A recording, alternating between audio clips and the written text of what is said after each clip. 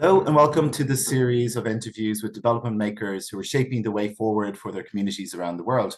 My first guest is Innocent Tshilombo, a Congolese refugee who lives in Kenya and the founder of Kakuma Ventures.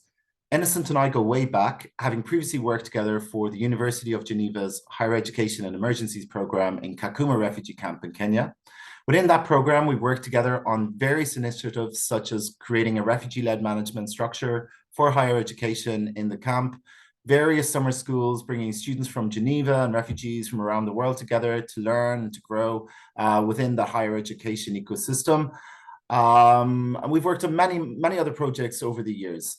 Innocent, can you tell me a little bit about your company, Kakuma Ventures? In particular, I'm really keen to learn how you started the organization or the company and some of the advantages that running your own organization has for you as a refugee in Kenya. Yeah, thanks so much, Paul. And I think it's our honor to take part in this series. And I'm really very pleased also to have been working with you for many years, and now it's now still going on. Basically, Kakuma Ventures started out from nowhere because of the restrictions, because you get inspired when you have a challenge to address, and that's how Kakuma Ventures really gets, because there were challenges that needed to be addressed, and trying to address those challenges, it's good when you are thinking solo, but when you want it to scale up, then you need to think corporate, you need to think company wise, so that you can be in a position to reach out to more people and to affect at the same time more people, to reach many people. And that's how Kakuma Ventures started. And like myself, being an entrepreneur in the refugee camp, it really provides me that freedom of mindset. It gives me that confidence, like I'm the boss of myself. I'm able to make decisions, and I'm able even to affect the decision of others, because there is in one way or another how I can contribute in this society, either through employing locally or sourcing suppliers, or even bringing a new product or service in the market so that people can get access to more services and more product. Yeah. Okay, for refugees and asylum seekers, more in general, I'm thinking the doors are often closed to them for developing their own projects or initiatives, particularly in refugee camps. Can you tell me a little bit about some of the barriers that you faced when you were starting Kakuma Ventures and how you managed to overcome those barriers? Yeah, basically living in a refugee camp, it's not easy. And, Kakuma refugee camp follows the traditional ways of managing a refugee camp. And, myself as a refugee, I face a lot of restriction based on my status. And those restrictions, they all go all the way through on my company. As a director of the company, I'm the representative of the company. Then all the restrictions that I face, they also apply to the company. And in that instance, in that situation, I needed to have a co-director who is a national Kenyans, who could help me to register the company, even to manage, even to get access to some of the services. As a refugee, I can't get access to registering to M-Pesa. That's already a financial exclusion on me. Okay. That same financial exclusion on me goes through the way up to the company. So to get rid of that, I needed to have a co-director who is Kenyan, who will help us to register through M-Pesa, for example, to get that financial, to get access to financial institutions. And all those challenges, that's just one instance. But there's another one when it comes to restrictions of movement. You can't move freely, which means you can't do deals. You can't really achieve all your dreams. You can't access to other markets. You can't go easy and benchmark with other companies. So it's kind of developing a company in a confined place whereby you don't have access to the outside world, but you should really focus on yourself. And those are the major challenges. These are the underlying issues that really, if you are not an insider in the refugee camp, you can't know about them. But once you come closer, then you might know, we might find that there are this and that they are not spoken They are not shown. No one will tell you this, that, but you need to face them to realize them. Okay. Yeah, that's really, it's a really unique insight. I mean, for even for someone like me who has worked in Kakuma a lot and has been back and forth many times, this is the kind of things that you're right, we don't see, we don't necessarily know go on, you know, that you face these restrictions and maybe not so tangible or obvious to us. But I think this is it. This is why I think hearing your voice on this is so important because you know you're educating us on some of the barriers that you faced, and hopefully that will help to, I don't know, maybe push those barriers down a little bit as well. From your perspective, then, what really is the value of refugees developing their own projects or leading their own initiatives within this confined space of a refugee camp? Yeah, there's a very critical aspect that every refugees fight for, and that is dignity.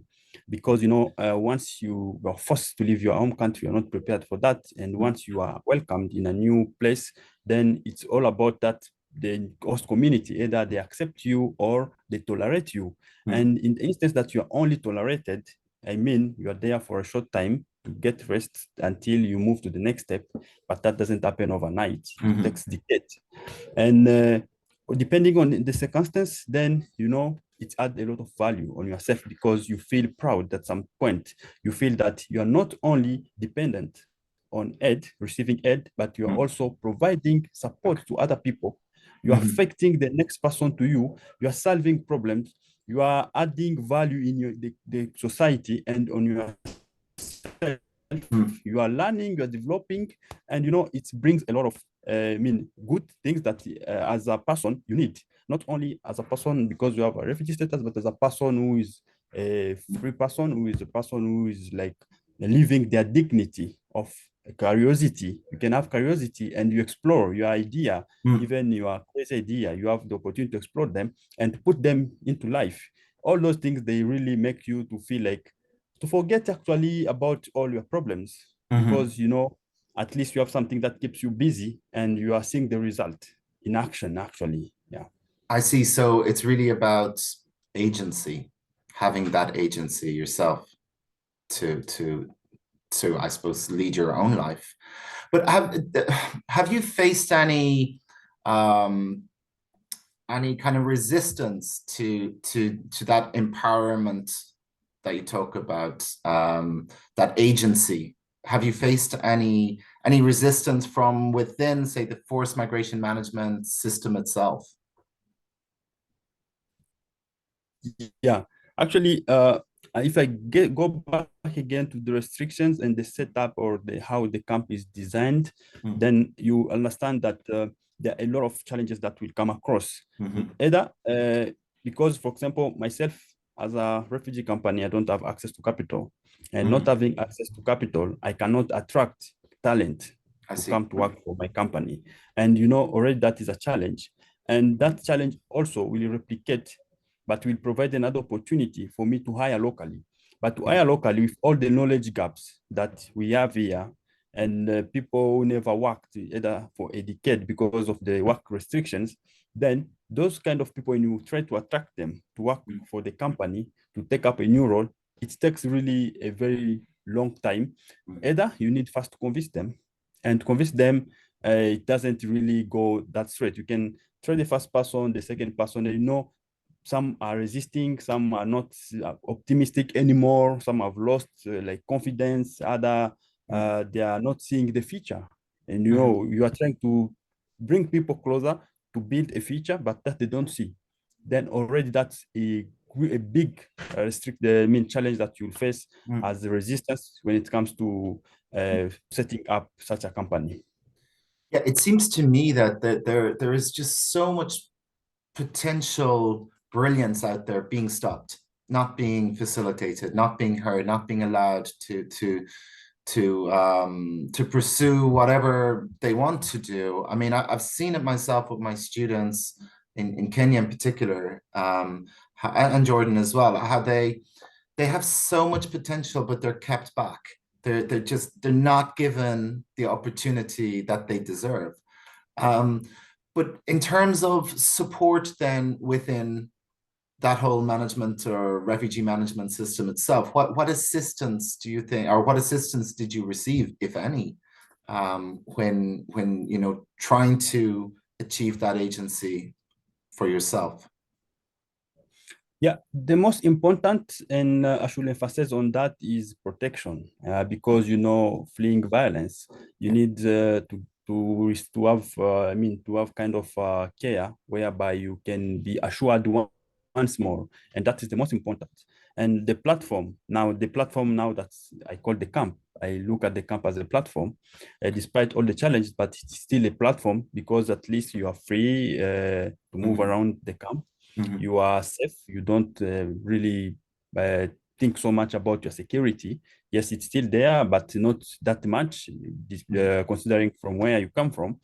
And also, there's that, let's say, interactions of international organization, local organization that are coming together, either through providing education to the people. Because for me, I look at it, it can be direct to me or indirectly. Because imagine if I should hire someone locally and Mhm. who have been educated by international organization or university program, then that Mhm. person already is a benefit and it's enabled by the system that is around. Mhm. It's true that even within the management and the systems, there are still gaps because, let's say, of the funding problems, the world economics, and the country also economics. There are so many things that get into play, but so far so good with the organization. Putting all the force together, they really produce a lot of good that enable us to Mhm. also try to have a starting point. Okay. So it's really, I suppose, about that facilitating that start as well, and having, as you said, having that starting point, having a platform, something to a springboard. What advice then would you give to other refugees who are maybe within refugee camps in Kenya or overseas or wherever, but they have these brilliant ideas to start their own projects, to start their own companies, and maybe they're facing some of the barriers that you mentioned. So, what advice would you give to people who want to do Yeah, something similar? basically, for those who are still refugee or who are in refugee camp or are facing restrictions, or even not only refugee camp, but even other poor, marginalized Mhm. communities, Okay. underserved communities, all Mhm. those I put them in one basket because they all at the end of the day face the same problems. Mhm. And what is there is to have a vision for the future. It's not about like putting the problems that we have, our own personal problems, in the front, but to put the community problem in the front. Because if you still need help, you cannot help someone else. You need first to help yourself for you to be able to help another person. Mhm. And to be in that position, you should be able to separate your personal problems, Mhm. all the nightmare that you went through, traumatizing event, either during war or during your journey when you are walking through a safe place, to Mhm. put them aside and to put the community problems aside and to look at yourself as the catalyzer of all Okay. this to bring a solution. Mhm. Yes, you still have your problems because you cannot get rid of them, Mhm. but put them aside. But Mhm. you look at where should you focus your effort? Either you focus your effort to solving a common problems. For example, I solved the problem of connectivity in the Kakuma refugee camp. That's already a community problem. I still have my own problem, my nightmare that I went through, but I Mhm. look at that, focusing on that, and I brought around me other like mindset people Mhm. with whom we are able to build the company, to Yeah. work on the solution, and to provide the service. And that's the way to go. Look at Okay. life as it's still going on. Mm. There is no drafts in life. Mm. Yes, restrictions are there, but there are Mhm. also platforms. There are Okay. supporting system around if international organization and so on. Mm. We should make use of those so that at least you can unlock your potential and do Mhm. not let like everything that is surrounding that is negative around to Mm. affect the potentials. Mm.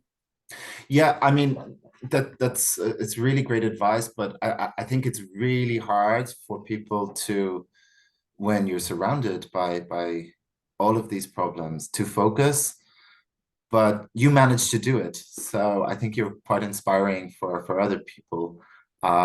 So what does the future hold for Kakuma Ventures? Yeah, for Kakuma Ventures, it started from Kakuma refugee camp. Now we are looking at scaling fast in Kakuma refugee camp, because even in Kakuma refugee camp, we still to reach even more people, Mhm. provide them access to digital services and opportunities, either in education or employment. Mm, And after that, we hope to bring the solution to other refugee camps, even marginalized communities, mm, whereby people are underserved, they don't have access to critical infrastructure, so that mhm. they can unlock their potentials, they can get access to opportunities. And we also look at how best we can really build a more resilient refugee host community, to make sure that they're able to support themselves, to break the Mm. cycle of dependency on aid. And that is it. And that's what we are Brilliant. fighting for. And that's how we look we look into the future. This is brilliant. So refugees really leading other refugees, working together, bringing your own solutions rather than coming solutions coming from the outside. I love this. It's wonderful. Thank you so much for talking to me today, and I look forward to hearing a lot more about Kakuma Ventures in the future. Thank you so much. It has been a pleasure.